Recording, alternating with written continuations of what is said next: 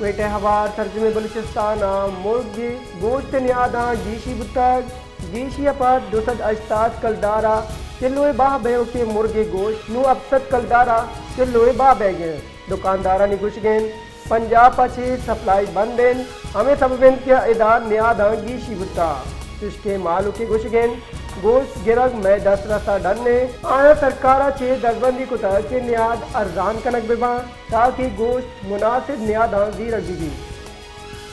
वेटे हवार तर्जुमे बलूचिस्तान मुर्गी गोश्त न्यादा गीशी बुतक गीशी अपात 288 कलदारा किलोए बाह बेव के मुर्गे गोश्त नु अपसत कलदारा किलोए बाह बेगे दुकानदारा ने घुस गए पंजाब पछे सप्लाई बंद दिन हमें सबबिन के इदार न्यादा गीशी बुता तुष्के मालू के घुस गए